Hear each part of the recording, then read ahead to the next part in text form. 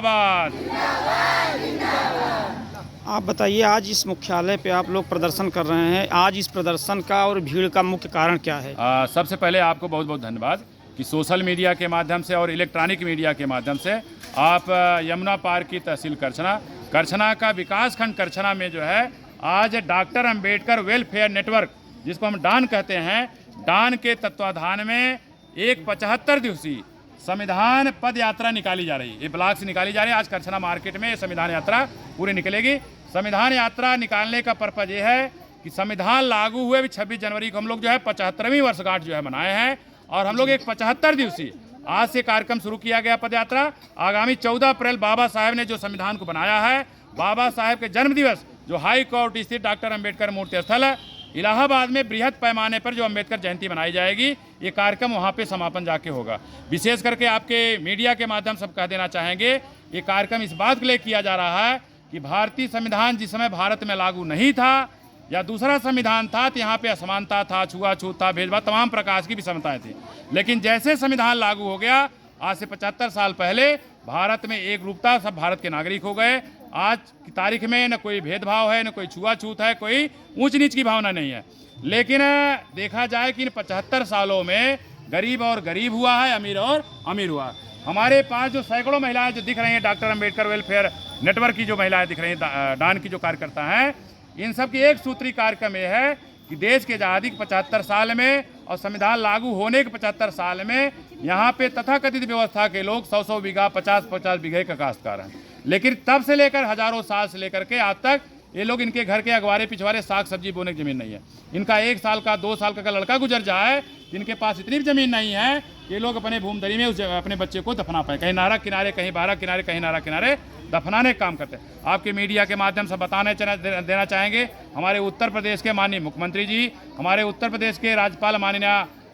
महामहिम जो है राज्यपाल जी, हम सब जो है कि 14 अप्रैल से पहले यमुना पार की, चाहे वो तहसील बारा हो, यमुना पार की तहसील चाहे करछना हो, यमुना पार की तहसील चाहे कोरांव चाहे मेजा हो, अगर 14 अप्रैल से पहले जो सरकारी ज़मीन बंजर है, पड़ती है, ऊसर, इसको खाली करा करके हम भूमिहीनों में अगर पट्टा नहीं किया जाता है तो हम लोग क्या है कि 15 अप्रैल को इलाहाबाद से कूच करेंगे और 16 अप्रैल को माननीय मुख्यमंत्री के 5 कालिदास मार्ग उनके आवास पर जो है अनिश्चितकालीन अनशन पर बैठने के लिए बाध्य हो रहे हैं।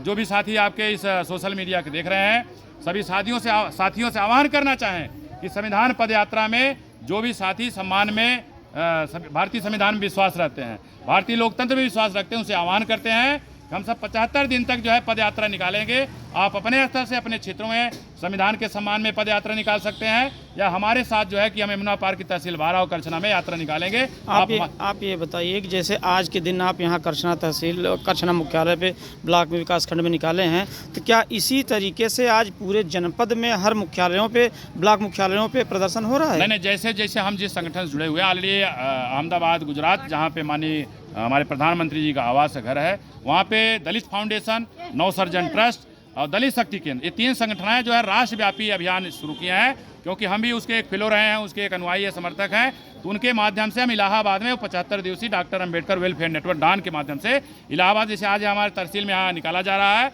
हम अभी पूरे मार्केट में घूमेंगे। उसके बाद कल से हम ग्रामीण क्षेत्र में, विशेषकर बहुजन जो बाहुल बस्तियाँ हैं, क्योंकि संविधान के प्रति हमारे आम आदमी नहीं जानता है, तो इस संविधान में जो कल्याणकारी बातें लिखी गई हैं, जो हमारे मान सम्मान स्वाभिमान इज्जत आबरू की जो बात लिखी है, इन महिलाओं को संविधान के प्रति जागरूक करना है। और संविधान पे अगर आँच आती है,